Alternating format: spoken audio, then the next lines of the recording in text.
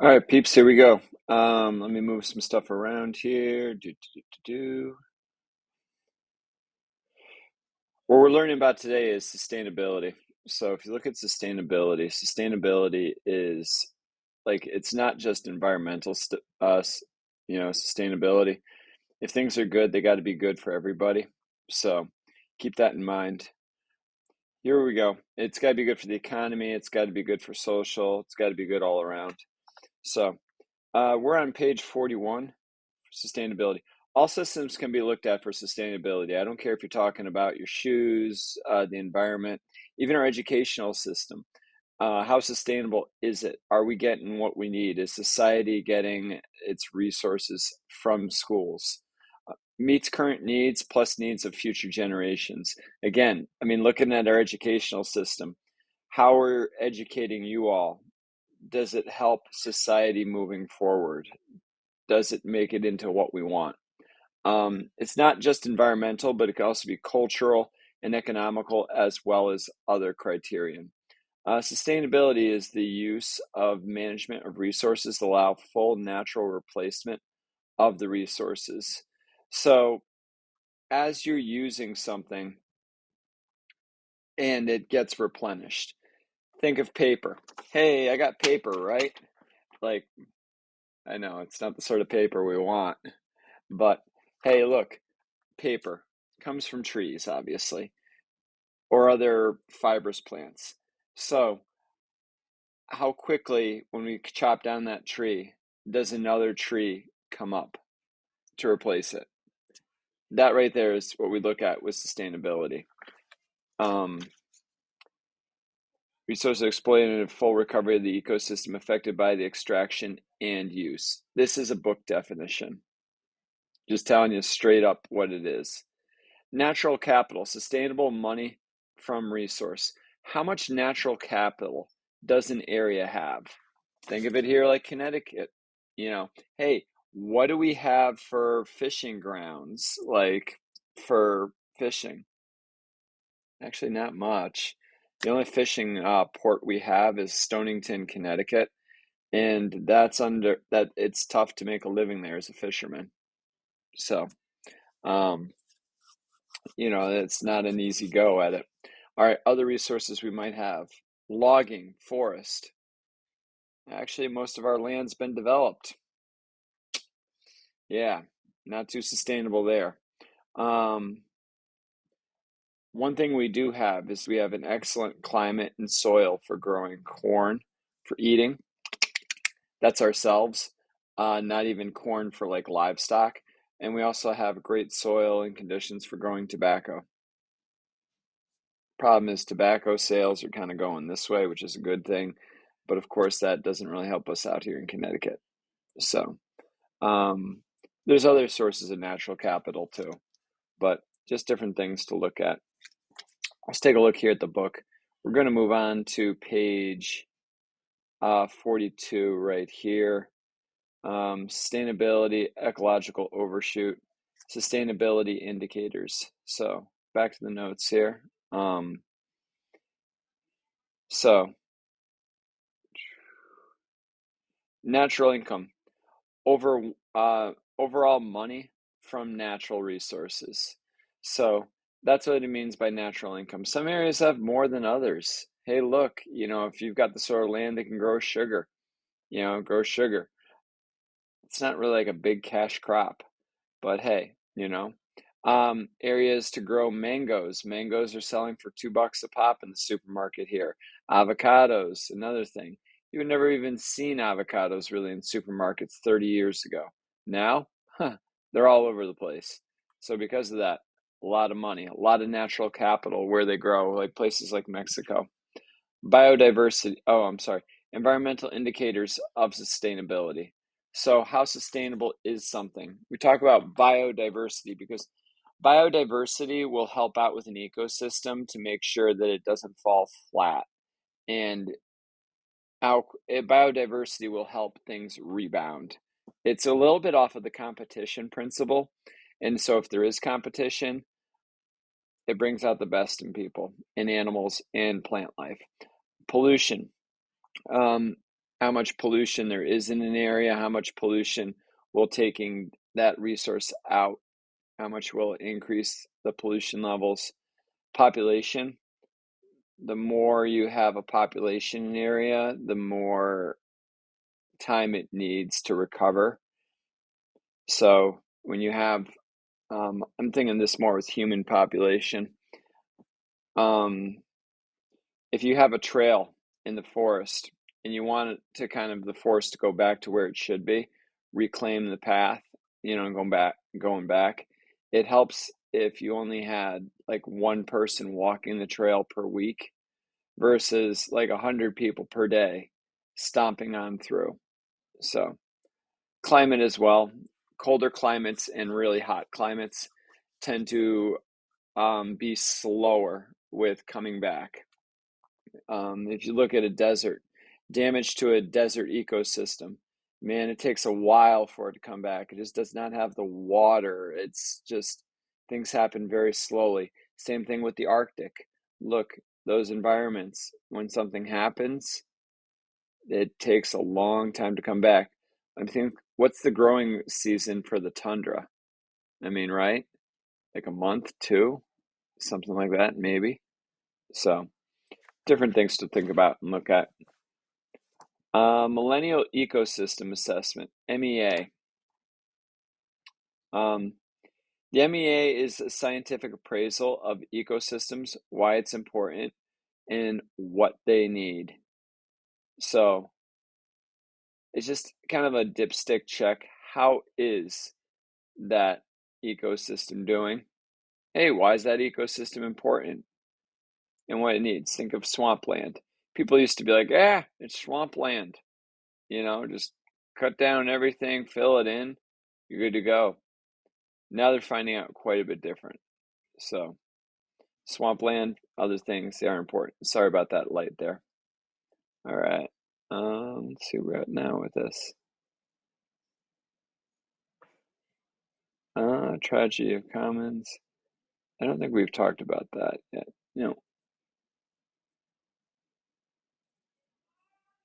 All right. All right. Kind of like an environmental report card. I'm sorry, the MEAs up here. Just seeing how they're doing. 2005 report didn't look very good. Nope. Natural resources are being degraded, unsustainable for the future. Even in areas where you think they are kind of green. Look, we always, in the United States, we kind of praise Canada, I guess, for being like a greener, you know, um, nation. Yet up in Canada, they do a lot more clear cutting from what I've seen with my own eye than we do here in the States. Clear cutting of a forest, that's just where they raise everything in a forest, cut down the trees, bring it to the mill. We use 60% of ecosystems were degraded in 2005. We use 40 to 50% of surface fresh water. 25% of fish stocks are over harvested. 35% of mangroves destroyed since 1980. Coral was destroyed. Pardon me. 35% of the mangroves destroyed. Start looking at the reasons why. Beach development, corals being destroyed. A lot of things in with this. I'd like to actually study. One of the things I've seen is suntan lotion, even like so. Your SPF 30s and stuff that just block the sun. A lot of those. That light hits. I heard chemically can destroy a lot of our coral. So nutrient pollution, eutrophication of water coast. Ooh, eutrophication. All right. Eutrophication, have you ever seen a pond that had like lily pads all over the place or it's just mucky green? Um, Even like seaweed out in the ocean has got kind of a role playing in this. So start looking at this. We've put down a lot of fertilizers on a farmer's field. What happens is that fertilizer gets washed off and it goes to the nearest lake, it goes to the nearest river, it goes off to the ocean, water source. What happens is this, that fertilizer promotes growth. So what tends to start growing is whether it's seaweed near the top of the ocean or whether it's green algae on the top of the water or those lily pads. and sunlight no longer gets through to the water. As sunlight doesn't get through, there isn't as much oxygen for other fish and animals to live. So almost it's like by stimulating growth in a pond of that green plant life above, you end up making the water really kind of acidic, like low oxygen, toxic to live in, and a lot of animals just end up dying. So this right here with eutrophication of waters, that's really like a big deal. So increases in extinction, because the more we have extinction, the less biodiversity we have, the less biodiversity, the less we rebound. Recommendations from the report: remove agricultural, fishery, energy subsidies that harm the environment. So energy subsidies is where the government pays the oil companies a certain amount to just be functional. They also pay these subsidies to fisheries to make sure that the wildlife is good. I'm sorry, the fish, we have a certain number of fish in the rivers. Um, Agricultural subsidies are like, so the government pretty much gives farmers money not to use all their fields in a year. So so the farmers are basically paid to not work, which which sounds at first rough, but what it is they just don't want the fields to be overutilized. They want it like rotating crop, where they use the field for one crop one year, another crop the next, the third year next, and then the fourth year they might just let it go to fallow or hay, and so that replenishes the nutrients. They had a problem with this in the 1900s in the middle of America, where they had the Great Dust Bowl, because we just constantly just harvested our crops, and same crops, whatever one will get the most bang for the buck. And the soil actually turned to just like dust. And with the wind that would blow around, it would create these horrendous dust storms. So we had to put things in place that would not happen again, which is where the government gives farmers money to not farm a certain field. So, all right, define subsidy in your own word. We're going to encourage landowners to manage property to increase the ecosystem services. So, I'm not sure what ecosystem services are, but it is a recommendation for landowners to manage property. Just with having diversity, even here at school, we don't have just one type of tree out front. If we had one type of tree, if there was an invasive species, that tree would just be completely gone. We'd have no trees left. Also, too, we'd only have like a certain type of animal species and whatnot. So we have biodiversity here at school with our trees. You have it at your house or your park near you, because they don't plant just one type. We don't have one type of animal either. So, uh, protect more areas from development. This is something where I feel like we can all come together with. I've got buddies that hunt. I've got buddies that are hippie that are like, absolutely not. That's an animal's life and that's sacred. So, two opposite ends of the spectrum, right? The one thing we can probably get along on is that we don't need any more shopping malls. So where you're starting to see the land get developed, really kind of question it and be like, nah, that might be better off just being nature preserve or a green area, forest. So, all right, some TOK stuff. So let's see where we're at with this book so far. Impact assessment weakness. I don't think we got to EIAs, sorry. We'll leave it for EIAs still. All right. Some TOK stuff from the MEA. And the MEA is up here. Again, Millennial Ecosystem Assessment. Are you optimistic or pessimistic about the impact of humans on Earth? Do you think that our impact is good or our impact is bad? What events are you basing your decisions from? Um, if you could grow, if you could force governments to, to do something to help the environment, but still provide for humans, what would it be? Um,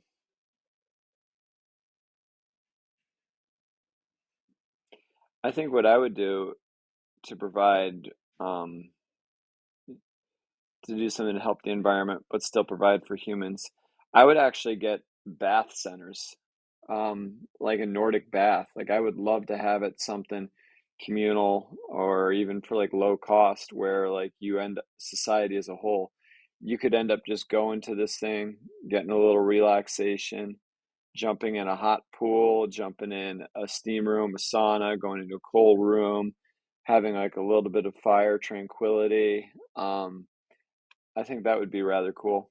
So, um, here we go. Environmental impact assessments, important and sustainable development.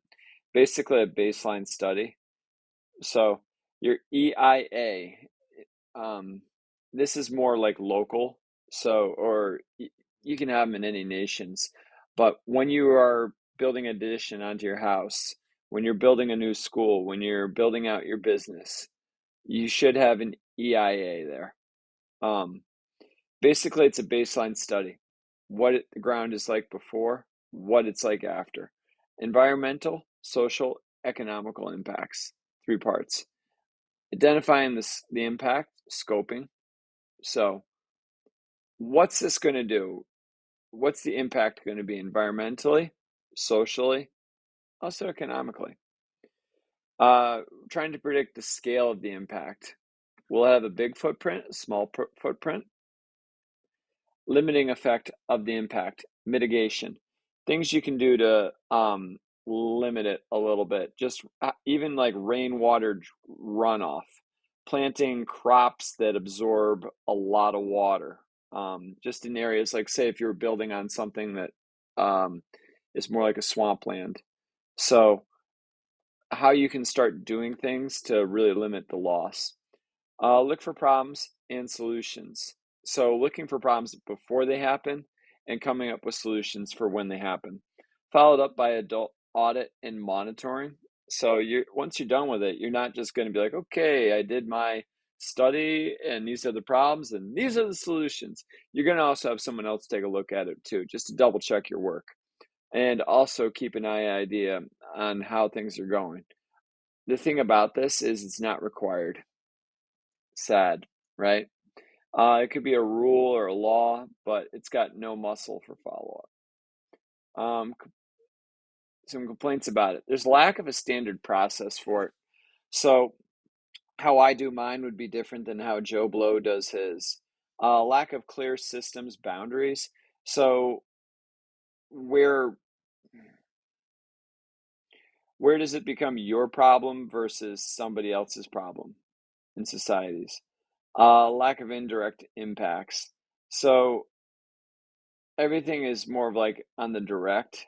So, what is the direct impact on the electrical grid of opening up a business on swampland versus indirect?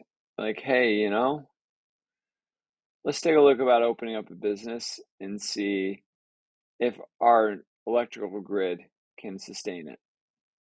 This was started in 1969 in the USA with the NEA. So I'll say NEA, National Environmental Policy Act. Made environmental impacts as important as economic. 20 years later, other countries followed. So let's see where we're at down here. Ecological footprints. Yeah, I think we're on those. Yep, right on. Ecological footprints. Amount of land plus water required to provide for current population. So when the current population is a certain way, um, how much water and land does it use up? So EF greater than the area of a population is unsustainable. So basically, if you got too many people, more than what the land and can sustain, it's unsustainable. Look, personal belief, I'm just looking at the development out west. Um, I'll pick on Florida too in the south, but in the southeast, but really in the southwest, all these people are falling in love with the desert, for what? Like really since air conditioning became popular. So 60 years, 70 maybe. Um, and so massive migration to Arizona, massive migration to Nevada, New Mexico, stuff like that. So these areas only have so much water, and the land can only support so many people. And I think there's too many people there. I think there's more people there than the environment can support. Every year, let's just look at the pictures of Lake Mead and how they just keep dropping, dropping, dropping, dropping, dropping. Also, too, there's bodies that, come up with that and some other stuff, but, we don't really need to get into that. It's outside the scope of this um, lecture and class. Also in Florida.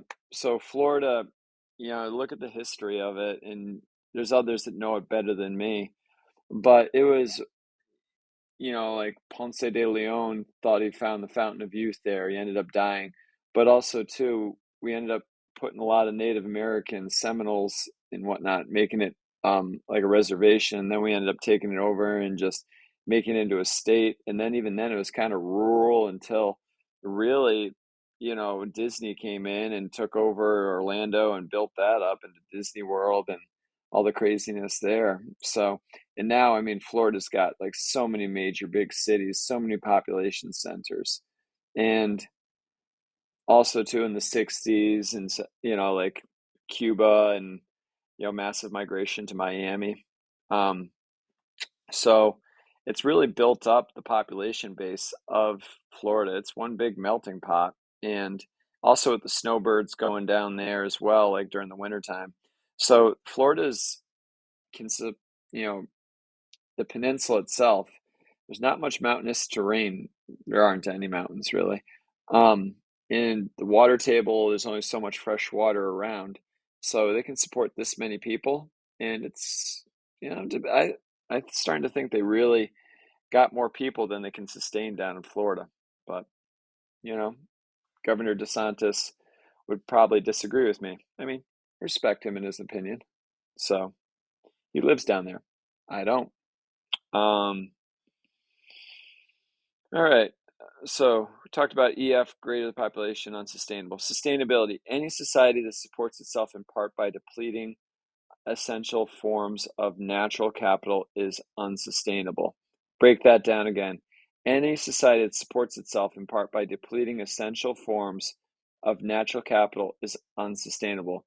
So if you are depleting stuff like water, oxygen, food faster than you are replenishing it, you are unsustainable. Eventually you're going to die. Look at this a little bit with fossil fuels. Our fossil fuel usage the last 100 years through the roof. This stuff takes millions of years to, develop, and just time and pressure to form. And we use it like that, just to get an Amazon delivery to our house. So how sustainable is that? Tell me if you agree or disagree with the statement above and why. All right. So, yep, you're going to have to do this. Yeah. In fact, should probably make that green. All right. Resources are finite. There's only so many resources we have in this universe and on this earth. So, living off the capital and interest. Oh, yes. So, we were recently in a class talking about taxes and credit and owning your own business and other financial things, which is really great. Maybe not in the scope of this course, but really great anyway. So when you're living off the capital and the interest, think of this as your retirement fund. You're putting money away in the stock market, in real estate, and different things that are passive income. They're going to make you money just by you sitting on your fat rear end. So you're like, okay, I'm sitting here, money coming in, right? Good thing. But you actually have to invest that money into it. So you never really want to be living off that money you invested. you really want to just take the interest that gains you and live off this, because as soon as you start attacking this, it's less, it's not going to develop as much interest, so it's not as sustainable. So that's kind of what we're doing environmentally. A lot of people think that we're really starting to attack more off the capital, and once we start doing that, the ability for the environment to replenish itself really starts to go down. So ecological overshoot. UN data shows the world is overusing its resources. So the United Nations says that, yeah, man, we're living a little too rich here. We got to slow our roll, use less resources. Let's get down to this book here for a second. Sustainability indicators. Might be done with that. Okay. Yeah. So, all right. Sustainability indicators. People avoid change because it's difficult. Like literally, especially the older you get. Look, right now I'm 42. I'm noticing it with myself. I don't like to change. When I had to go from a Samsung phone and I started realizing I really needed to go to the Apple phone, and I had to learn a whole new stuff. It was very difficult for me. I'm older. I don't pick it up as fast. Change is difficult. It really is. Um, Being told that, like, okay, you can't really just jump in your car and go to the beach, even because it's an hour away, and driving and the cost on fossil fuels. That's, that's hard for people to swallow. They don't want to do it. People don't want to drive. Um, Little puny hippie, electric cars that go. Nyeh. They want to still drive the big honking trucks, the sports cars. Look, one of the reasons Elon Musk, why he was successful with Tesla, is he's not making some hippie electrical vehicle that goes down the road. He's like, no, man, I'm making the Tesla. I'm making myself a sports car that's an electrical vehicle. Broke the mold. All right. And so people were getting behind that because it didn't mean so much doing less. It just meant doing it a little bit smarter. So, um, tragedy of the commons, selfish individual interest over future common interest. So, look, we have a problem with this in the States. Like, we want things and we do things now for gratification, like right now, without thinking about down the road the cost. And not just environmental either. Look at our national debt. We have a national debt that will probably never be paid off in my lifetime. So that means it's paid off in my kids' lifetime or my grandkids, and that's just compounding interest. Same thing with the environment. So we want all these things now. Like, I want myself like a brand new mansion. Awesome. Unfortunately, the land to take it down, there's trees there. So, um, so that's putting my own selfish interest above kind of the common interest. So, natural capital and natural income. Capital is a means of production, factories, tools, human powers, training, etc. So, natural capital is what you have the ability to produce stuff, manpower, skills, buildings, tools, stuff along that nature. Here in the United States, I'll pick on teaching and college education for one. We have the universities, all right? We then have in those universities all the technology to do labs, to do presentations, to do lectures, really good. The professors in college, they're go to courses to get education across, to actually teach. It's not just rote memorization. There's training behind it. So because of that, the college is university is an industry here in the United States. Other countries, China has a lot more population than we do. So when it comes for like raw, we just need hands to build stuff. China's got it. They've got the factories. They have the ability, and they've done it long enough to actually make stuff where a lot of things for manufacturing are made in China. Natural capital, good services nature gives humans. So here in New England, nature gave us maple trees. We can make maple syrup. That is a gift from God. Did nature give us oil? Not really. We got no sources of oil that I can really think about in New England. Um, it also gave us other gifts. It gave us snow. Our water, we're pretty rich on fresh water. Other areas, gifts, drawbacks.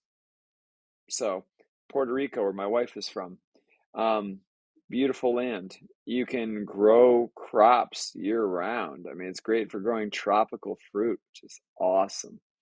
Um, Tough to grow vegetables, actually, though. And the heat is obviously an issue. Hurricanes as well. So it's just, the goods and services nature gives humans. So, what natural capital exists locally around the school? So, what do we got around the school? Ecological footprints. EF, area of land use required to sustain resources used by population. EFs they're right here on page 46.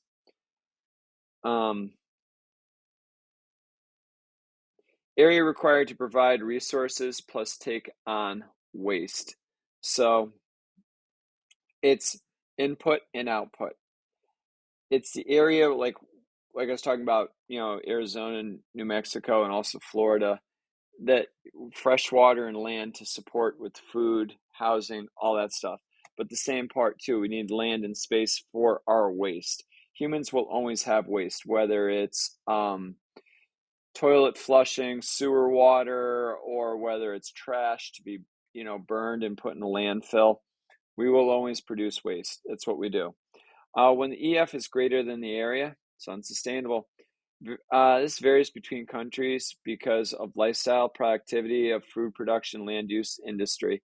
So look, you might look at another country and be like, oh my gosh, it's so horrible. They're burning coal for their energy. Yeah, they are, but they might not have Amazon trucks running around putting out, fossil fuel emissions. Also, too, other countries might not have air conditioners as much as we do here in the United States. So it's very tough to judge and just look at somebody's lifestyle and productivity and also food production. Like here in New England, yeah, man, we don't grow food year round because we have winter. So, yep, you're only growing it for part of the year. So, and even now, land use, we don't use much of it for farming. So, or industry. Eugenics. This could be controversial. Look it up. Please define in your own words. What do you think the views of Elon Musk, Mary Stopes, and Thanos Marvel are on eugenics? So, millionaire. This one's kind of interesting. Controversial, but interesting. And obviously, Thanos, you got to watch Marvel. All right. So, what do you think their ideas are on eugenics? So, which brings us down to page 48, which is 1.5. So, hopefully, you enjoyed this. My best. Bye.